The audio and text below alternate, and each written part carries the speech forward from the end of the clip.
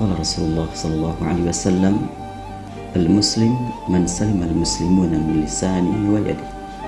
Kita lanjutkan bahwa muslim naik turun derajatnya sesuai dengan perjuangannya. Salah satu perjuangan yang mesti ditempuh oleh setiap muslim adalah bagaimana memanfaatkan lisan agar berguna bagi kepentingan muslimin yang lain. Karena Rasul menegaskan man salimal muslimun min lisani.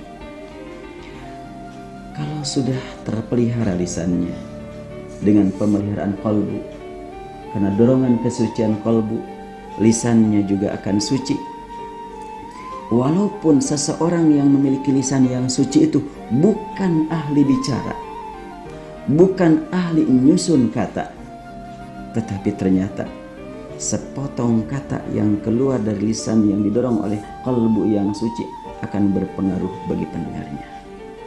Sebaliknya, banyak perkataan yang disampaikan, susunan kalimatnya bagus, tapi ternyata bukan keluar dari lisan yang bersih akibat kesucian kalbu, maka hanya terdengar di telinga, setelah itu mental, tidak punya makna.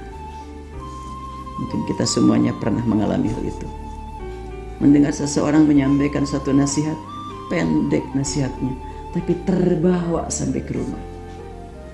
Sebaliknya, ada orang yang berpidato demikian panjang, lama, menggunakan ayat Quran, menggunakan hadis, tetapi dia keluarkan bukan dengan kalbu yang suci, bukan dengan lisan yang bersih, kurang mengena dan kurang membekas. Karena itu, ketika ingin kita sampaikan nasihat kepada orang lain, maka tentunya yang pertama adalah kita harus bertobat terlebih dahulu. Itulah kehidupan para pendahulu kita. Ingin menyampaikan pengajian, ingin menyampaikan nasihat kepada orang lain, sujud dulu, nangis dulu menghadap kepada Allah, membersihkan kalbu. Sehingga khutbah Jumat yang hanya disampaikan pada waktu 15 menit, tapi membuat jamaah betul-betul tenggelam dalam isi khutbah tersebut. Ada orang yang tabligh sampai 2 jam, yang terbawa ke rumah cuma guraunya, cuma candanya. Sungguh sayang sekali waktu terbuang-buang. Langkah apa yang masih kita tempuh? Semuanya kita adalah bertanggung jawab tentang lisan ini agar kita gunakan untuk menyelamatkan orang lain.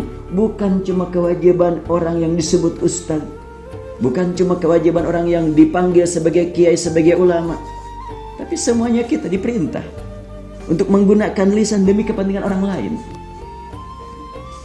Dan ini adalah kewajiban setiap pribadi muslim yang masih terpelihara imannya dalam kalbu. Karena itu, kalimat hadis tadi, al-muslim man salimal muslimun min lisan.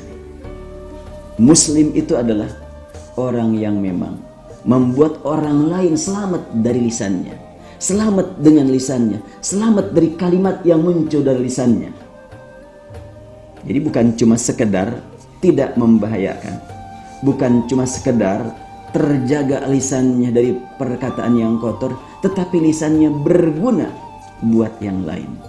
Artinya kita harus senantiasa berjuang untuk menasihati orang lain. Rasulullah bersabda, ad-dinun nasihah. Qalu liman ya Rasulullah? Qala lillah wa kutubihi wa rasulihi wa a'immatil mu'minin wa ammatihim. Rasul bersabda, agama adalah nasihat. Sahabat bertanya, buat siapa ya Rasulullah? Rasul menjawab, untuk Allah. Artinya Allah menasihati kita. Untuk kita, artinya Al-Quran ketika dibacakan menasihati kita. Untuk Rasul, artinya Rasul senantiasa kehidupannya adalah menasihati kita.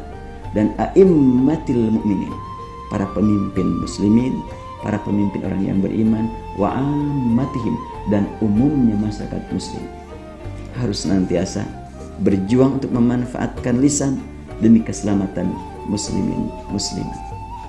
Inilah tugas kita pribadi masing-masing, dan kita akan diminta tanggung jawab di hadapan Allah nanti di akhirat, bagaimana kita memanfaatkan lisan ini.